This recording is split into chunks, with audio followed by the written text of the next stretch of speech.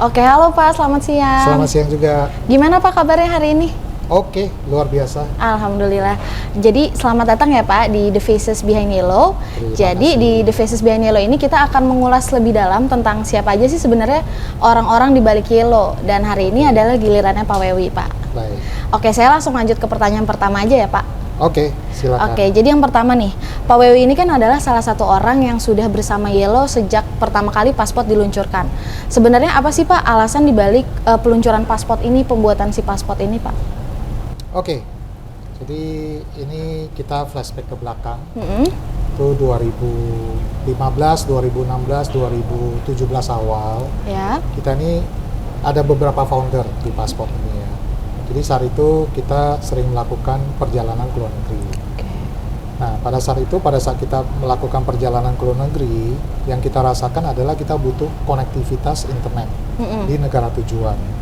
Karena memang untuk kebutuhannya pertama adalah mengabari ke keluarga bahwa kita udah sampai, kita tiba dengan selamat di tempat tujuan.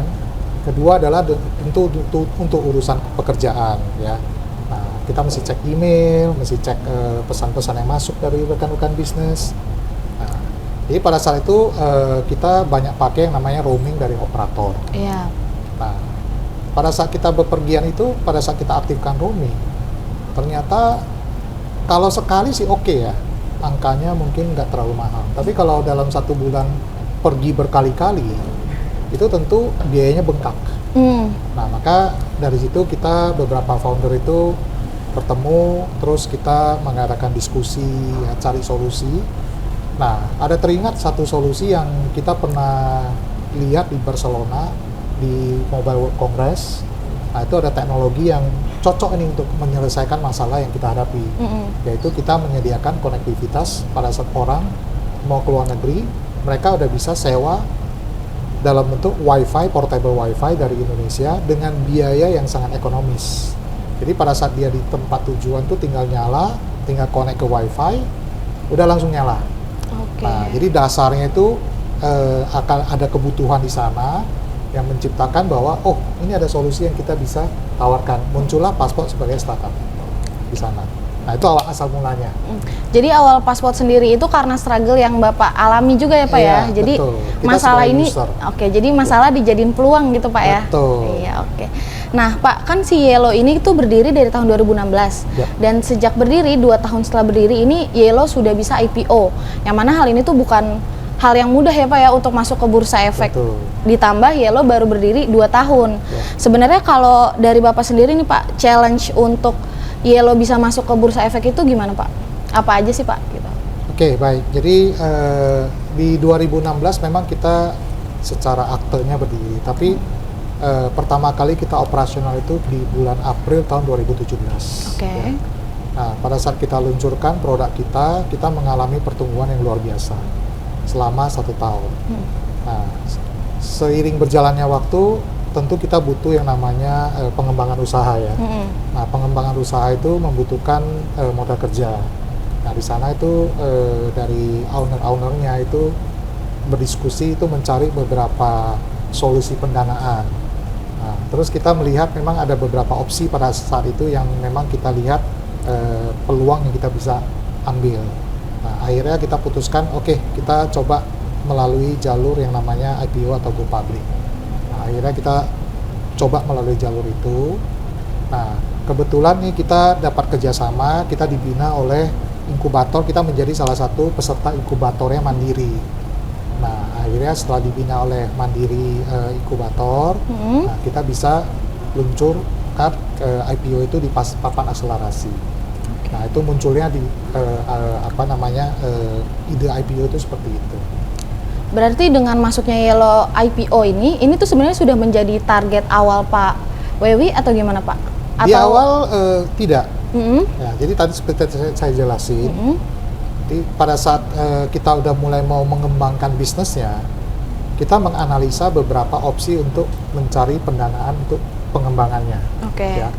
Tentu yang seperti yang banyak perusahaan lain alami juga. Pertama, kalau pendanaan itu bisa berasal dari sumber pendanaan sendiri dari para pemiliknya menambah modal. Kedua itu bisa jadi pada saat itu karena Passport itu adalah startup, kita bisa coba undang yang namanya venture capital untuk masuk ke kita ya, untuk pendanaan misalnya seri A, seri B ataupun seed gitu kan. Nah, itu opsi kedua. Nah, opsi ketiga kita lihat itu adalah mengadakan atau kita melakukan pinjaman ke bank atau lembaga keuangan ya.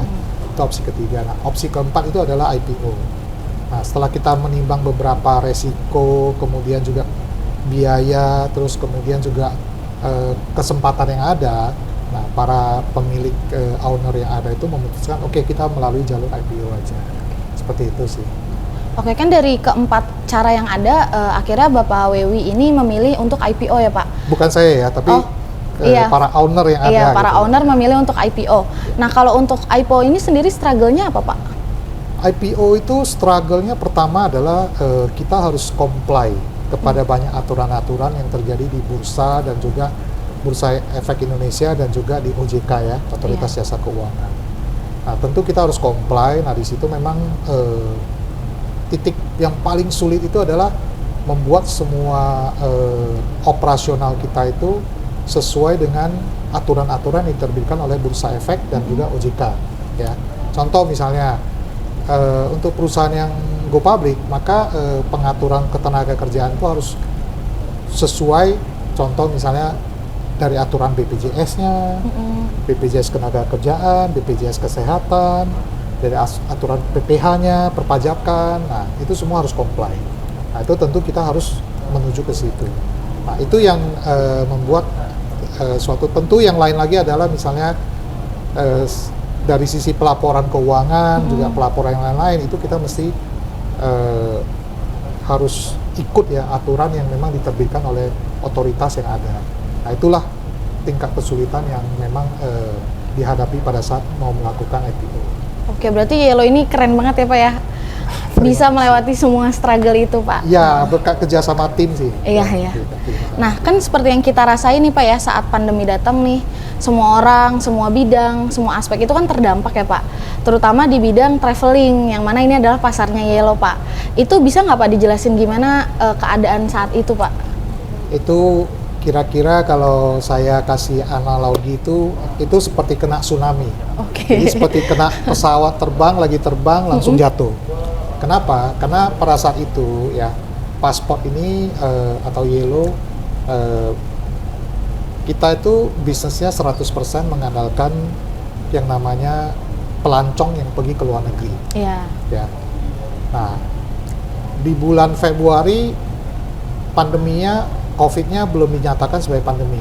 Masih ada orang-orang yang masih berangkat bulan Februari, bulan Maret itu ke luar negeri.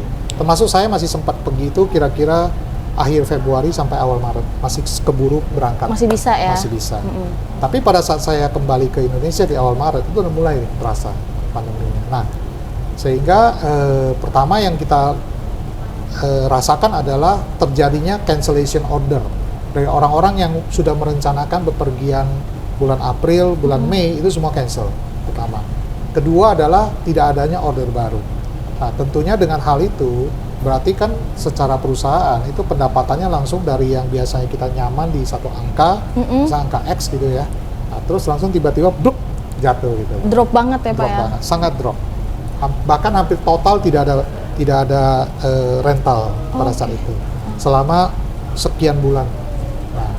Nah, kemudian yang dirasakan ya pasti satu kondisi di mana yaitu yang kita bilang itu tadi itu tsunami ataupun pesawat yang seakan-akan jatuh, drop banget gitu. Iya. Ya, kira-kira itu sih. Oke, terus gimana Pak cara Yellow bisa recovery sampai akhirnya bangkit seperti hari ini Pak?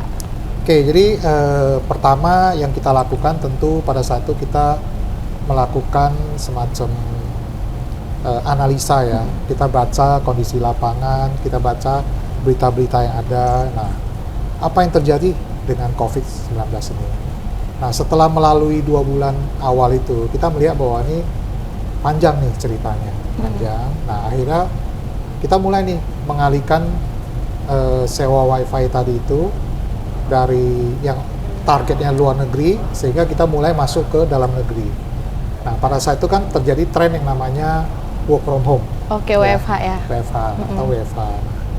WFH itu banyak perusahaan-perusahaan yang karyawannya memang melakukan WFH, itu butuh yang namanya konektivitas untuk bekerja ataupun melakukan Zoom. Nah, kebetulan memang penetrasi internet di Indonesia, terutama di kota-kota selain Jakarta, itu masih memang belum terlalu bagus ya. Nah, akhirnya kita melakukan pergeseran bisnis dari sewa WiFi ke luar negeri menjadi sewa WiFi dalam negeri untuk para orang yang work from home tadi itu. Nah, itu cara kita pertama untuk melewati krisis lah, kita bilang krisis besar inilah ya. Itu pertama. Yang kedua itu kita cover dari sisi pendapatan. Nah, yang kedua tentu kita juga melakukan yang namanya downsizing. Downsizing dalam arti pertama, contoh misalnya kita ada beberapa outlet yang sebelumnya kita ada di airport, nah itu kita tutup. Kenapa? Karena memang sudah tidak ada lagi orang bepergian. Nah, itu jadi pertama adalah kita recovery dari pendapatan. Kedua, kita juga memanage dari sisi cost-nya kita lakukan efisiensi di segala bidang. Nah, itu strategi kita untuk melewati badai ini gitu. Nah, sampai sejauh ini sih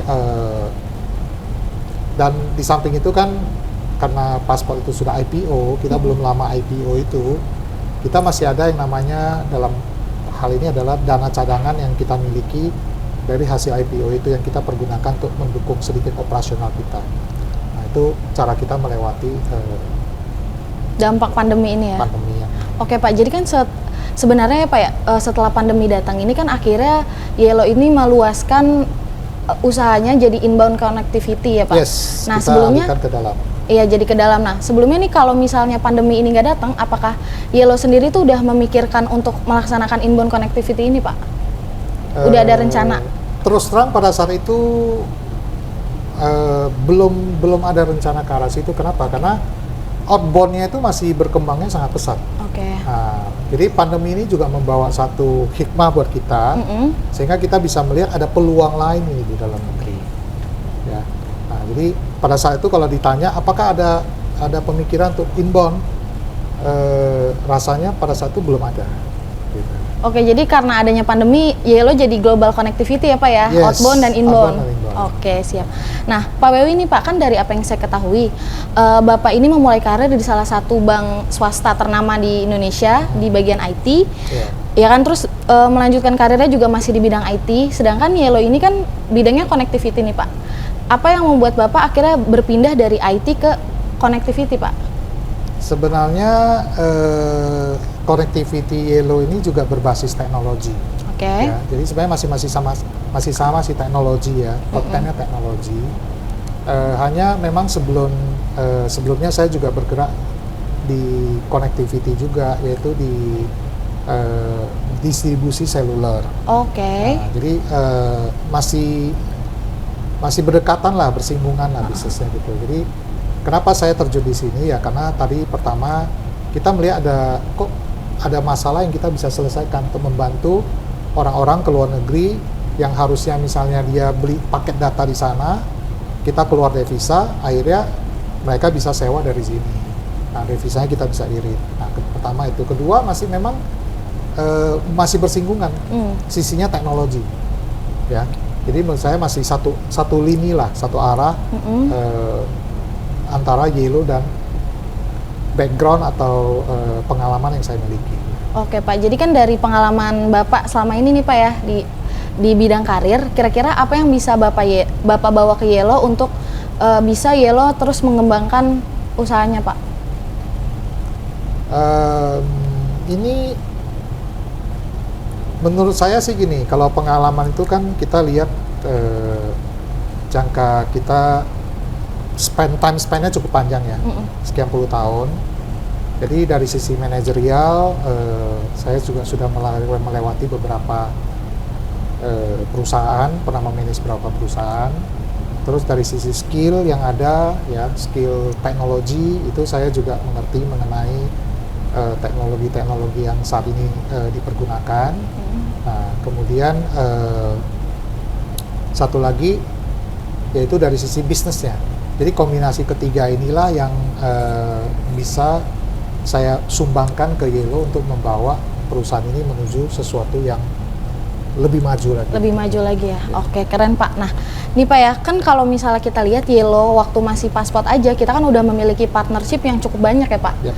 Kira-kira kalau menurut Pak Wewi sendiri nih, apa sih yang perusahaan lain lihat ketika dia mau kerjasama sama perusahaan kita Pak? Oke, baik.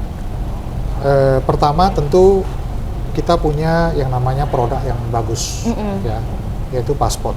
Ya. Connectivity kita bagus. Salah satu produk unggulan yang waktu itu kita punyai, kita miliki ya. Kedua, kita punya tim yang kuat, ya, tim yang bisa bekerja dengan mereka. Kalau kita bicara dengan startup lain, itu kita misalnya mau connect itu kita bicara mengenai API, connectivity, ya. Nah, itu kita punya tim yang memang in-house yang mendevelop produk-produk kita. Nah, ketiga tentu menjadi pertimbangan adalah brand image kita itu sudah sangat strong di pasaran. Oke. Nah, jadi mereka melihat bahwa kita punya captive market, kita punya pelanggan-pelanggan yang memang udah rutin menjadi pelanggan kita, yang sekian ratus ribu orang itu. Nah, itu yang menjadi dasar mereka mau bekerja sama dengan pasport dalam hal ini. Oke, jadi produk, tim, dan brand image perusahaan sendiri ya Pak ya? Betul. Oke. Nah, saat ini kan Yellow itu sedang mengembangkan digital ISP di Indonesia ya Pak? Namanya Fiberlink. Nah, Fiberlink ini kan nanti katanya akan membawa internet yang cepat ke daerah-daerah yang memang belum terjangkau internet yang bagus Pak. Kalau dari Pak Wewi ini dampak yang akan dibawa Fiberlink untuk Indonesia itu apa Pak? Oke, jadi kita kembali sedikit tadi mengenai pandemi. Dari pandemi kan kita pelajari bahwa ternyata konektivitas dalam negeri sendiri itu peluangnya masih besar, ya. Nah, kita lihat pada saat terjadi work from home, ternyata kemampuan atau kesiapan dari orang-orang yang melakukan work from home itu masih banyak yang belum siap dengan konektivitas di rumahnya. Nah, itu yang menjadikan peluang dan menjadikan satu dasar bagi kita untuk membuat keputusan untuk kita selain kalau yang kemarin tuh kita bicara WiFi, sekarang kita udah bicara mengenai fix FTTH, fiber to home lah istilahnya, ya fix line lah, fiber to home. Nah, jadi akhirnya kita bentuk anak perusahaan yang namanya kita mengakuisisi satu perusahaan namanya Fiberlink, di mana itu Fiberlink itu adalah ISP. Nah, kita punya satu satu tujuan, satu misi goal ya, misi untuk membawa ISP Fiberlink ini menjadi digital ISP. Nah, kenapa kita melihat itu? Pertama, ternyata di Indonesia ini yang internet yang sudah internet ready dengan koneksi FTTH itu, fiber optik itu di Indonesia itu masih hanya terjadi di kota-kota tier 1. Kota tier 1 contohnya ya, Jakarta, ya, Surabaya, terus Bandung, ya. Kota besar gitu Kota Pak besar ya? lah ya. Nah, itu buat masyarakat itu masih gampang untuk mendapatkan internet melalui fiber optik. Nah, kenapa harus fiber optik? Pertama, kecepatannya jauh lebih cepat daripada wireless atau melalui operator seluler. Iya. Nah, kedua, kebutuhan orang ini untuk mengkonsumsi data ini makin lama makin tinggi, ya. Selama pandemi terjadi, itu terjadi lonjakan yang namanya pemakaian internet itu, terutama untuk yang namanya streaming, video streaming, ya. Penggunaan untuk YouTube, penggunaan untuk Netflix, penggunaan untuk yang menonton video, menonton streaming, itu meningkatnya luar biasa. Nah, kalau menggunakan operator seluler, maka biayanya akan meningkat luar biasa. Kenapa? Karena harga kuota itu kalau di operator itu kan kita belinya per kuota itu misalnya 5 giga, 10 giga kan. Nah, 5 giga itu hanya bisa dipakai untuk nonton 2 jam film. Ya kan? Nah, padahal kalau work from home, semua orang di rumah, itu mereka maunya satu hari itu 8 jam nonton film, nonton YouTube, nonton Netflix gitu. Ya kan? Nonton Disney, Hotstar. Nah, akibatnya kalau mereka menggunakan operator seluler itu akan mahal dan kualitasnya akan nggak gitu bagus. Nah, disitulah muncul yang namanya kebutuhan FTTH itu, ya, atau fiber optik, koneksi melalui fiber optik. Nah, kita melihat peluang itu. Kita tahu bahwa di kota-kota lapis 2 yang istilahnya kita bilang kota lapis 2 itu seperti Cirebon lah, seperti Malang. Nah itu masih banyak peluang-peluang, masih banyak rumah-rumah yang belum memiliki konektivitas berbasis fiber optik. Nah, padahal dari sekarang atau mungkin dari tahun lalu, beberapa tahun terakhir ini sampai ke depan itu kebutuhan pemakaian data orang itu akan meningkat terus.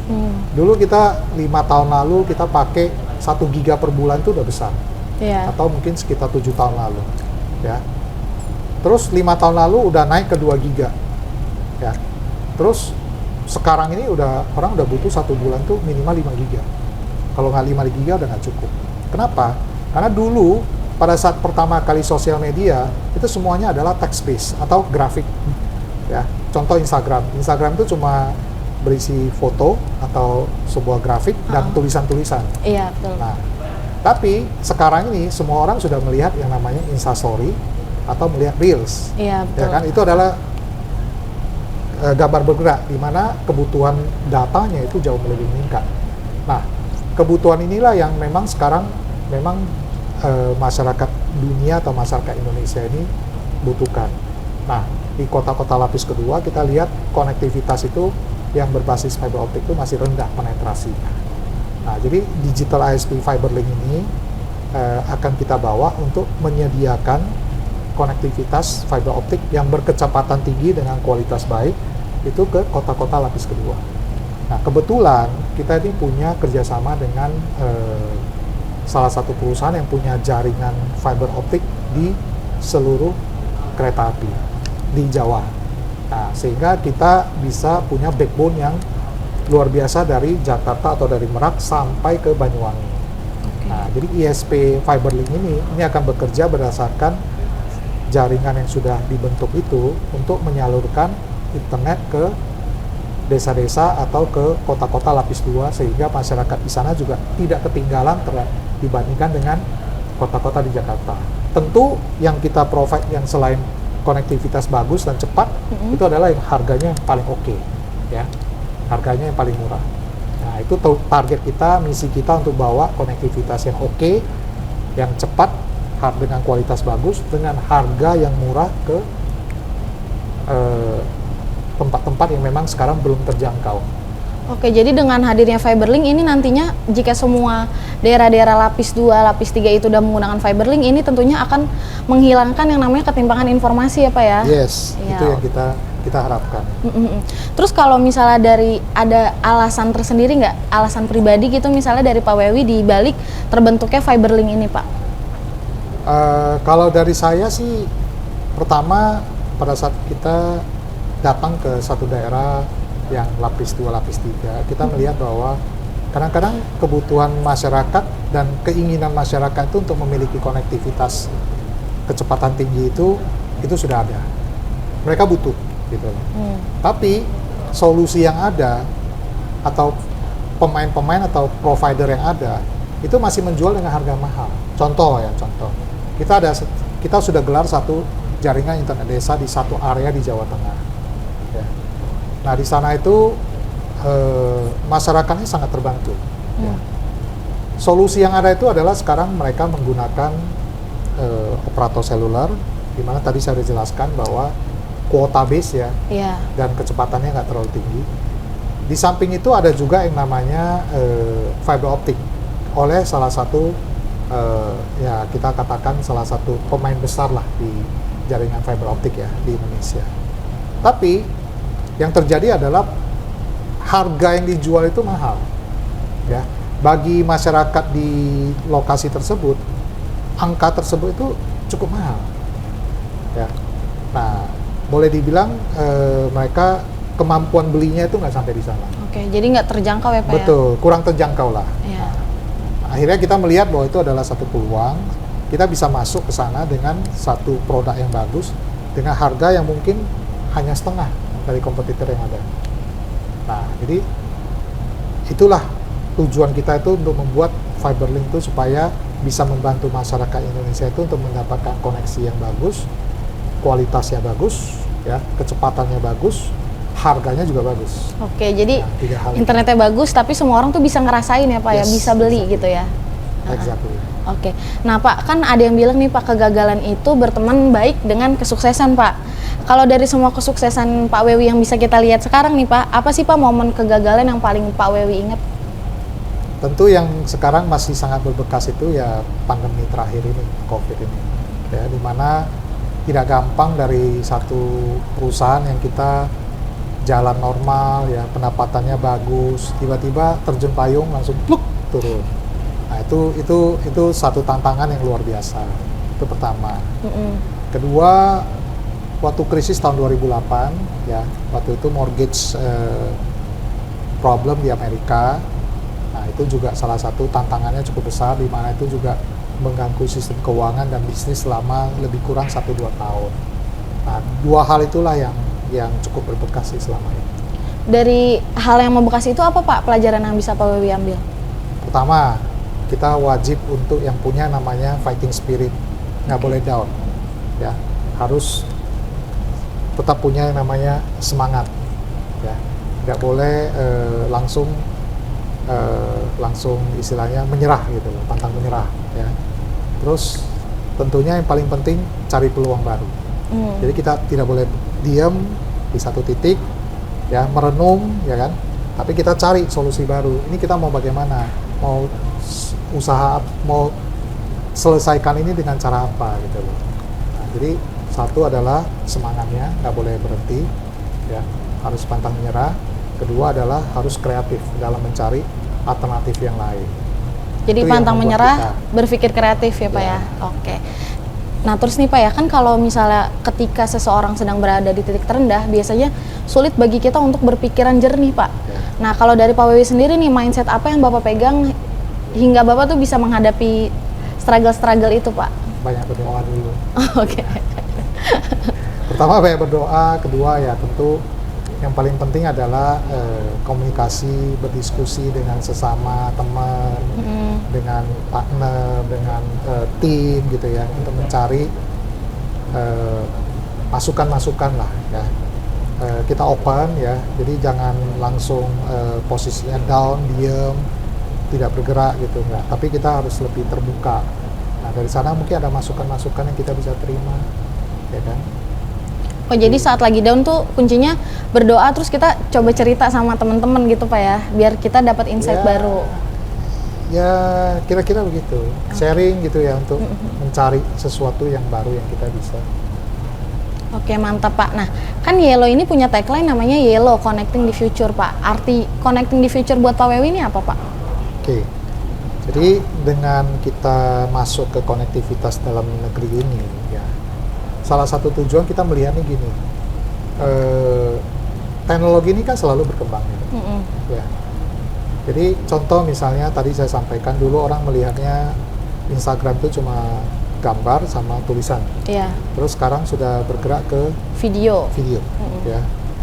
Nah, ke depan ini sebentar lagi ini yang ada yang namanya kita bilang, yang kita kenal sebagai metaverse ya. Orang sudah menggunakan yang namanya augmented reality, menggunakan VR ya. Nah, jadi arahnya ke sana itu kita melihat tuh arahnya ke sana.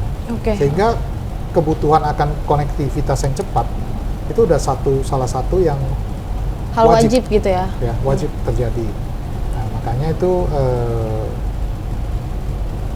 ya itulah yang menjembatani kita untuk membuat Oke Pak, jadi seperti yang udah kita rasain, ketika pandemi datang, semua bagian, semua bidang, semua aspek itu kan terkena dampaknya ya Pak ya. Yep. Terlebih lagi dunia traveling, yang mana ini adalah pasarnya Yellow Pak. Betul. Nah dari pandemi ini tuh seberapa besar sih Pak dampaknya terhadap Yellow? Baik, kalau kita bilang dampak besarnya itu luar biasa besar di awal ya, kita cerita di awal luar biasa Iya. besar.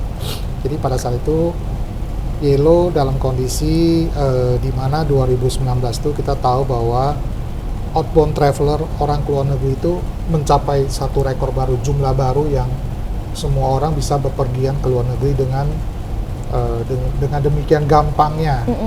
Kemudian biaya-biaya ke luar negeri juga pada saat itu boleh dikatakan sangat murah ya. Pertama contoh misalnya orang ke Malaysia itu tiket pesawat cuma 600.000 sekali jalan. Hotel di sana juga nggak terlalu mahal, sehingga orang ke luar negeri itu udah seperti keluar kota. Nah, pandemi datang, semua orang berhenti. Loh.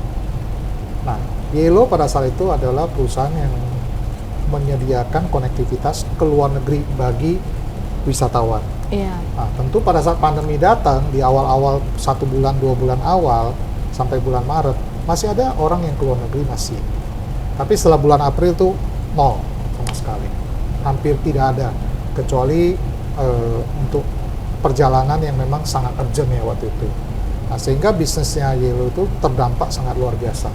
Ya, sana itu dalam awal-awal pandemi itu di beberapa bulan awal itu kita itu merasa kita itu benar-benar berada di dalam satu lubang hitam, nggak ada ujungnya. Kapan ini selesai gitu loh? Ya. Nah, saya teringat bahwa di dalam satu kondisi yang sangat sulit, kita harus melihat harus ada satu titik cahaya nih, ya. Nah, kita harus positif nih, berpikir secara positif. Pasti ada satu titik cahaya yang kita bisa lewati. Gitu. Nah, untungnya setelah melewati beberapa bulan tuh titik cahayanya terlihat, yaitu kita beralih dari konektivitas luar negeri, kita menggarap konektivitas dalam negeri. Nah, pada saat itu terjadi yang namanya work from home. Ya, tren work from home, perusahaan-perusahaan karyawannya semua bekerja dari rumah. Nah, tentunya pada saat mereka bekerja dari rumah, mereka butuh yang namanya konektivitas. Nah, titik cerahnya itu adalah pasport kita melihat peluang untuk melakukan turnaround, merubah bisnis kita dari luar negeri menjadi dalam negeri. Okay. Nah, itu kita belok, kita jual jasa konektivitas dalam negeri melalui WiFi. Nah, jadi kalau dibilang dampaknya besar sekali, tapi karena kita dari hasil diskusi dengan partner, dengan rekan kerja, dengan tim, dengan banyak orang, nah kita bisa melihat peluang itu. Jadi dalam kondisi yang paling gelap, masih ada satu titik cahaya yang kita bisa lewati untuk menjadi penyelamat kita. Asal kita jangan sampai berputus asa, tetap semangat, ya, kreativitas, dan tentu open minded, mau berubah gitu, itu penting. Oke, jadi caranya Yellow recovery dari keadaan itu tuh dengan melebarkan bisnisnya ke dalam negeri ya Pak ya? Betul, kita rubah arahnya lah. Gitu. Jadi dengan adanya pandemi sebenarnya juga membawa hikmah kepada Yellow dengan cara jadinya Yellow tuh global connectivity Pak ya? Betul, jadi kita outbound dan dari luar inbound negeri dan dalam negeri. Iya, jadi benar. komplit solusi kita. Oke, keren. Oke Pak, jadi berarti seiring dengan perkembangan teknologi, internet sudah menjadi kebutuhan primer ya Pak ya? Iya, sangat primer. Iya. Dulu kita kenal yang namanya sandang, pangan, papan sebagai kebutuhan primer kan. Sekarang internet udah jadi kebutuhan primer. Ya. Coba kita puasa internet selama 6 jam, apa yang terjadi? Jangan di malam ya, di siang hari pada saat kegiatan kita normal gitu. Pasti banyak dampak-dampak. Pertama, kita merasa bahwa kita itu nggak up to date terhadap informasi-informasi yang ada, gosip-gosip yang ada nggak terupdate gitu lah. Komunikasi jadi hilang. Karena sekarang kita itu lebih banyak berkomunikasi lewat WhatsApp daripada bertemu langsung dengan orang. Iya benar. Daripada telepon, mendingan WhatsApp aja gitu. Nah, jadi dampaknya besar sekali. Itu sangat penting sekali dalam mendukung gaya hidup kita yang saat ini. Jadi makanya kita melihat peluang itu, konektivitas itu adalah sesuatu yang menjadi kebutuhan primer saat ini. Oke Pak, keren Pak. Jadi arti dari Connecting the Future sendiri ini bagus banget ya Pak ya? Betul. Oke, jadi pertanyaan yang tadi sekalian menutup sesi kita hari ini Pak. Terima kasih banyak atas waktunya. Terima ya, Pak kasih ya. juga. Terima kasih.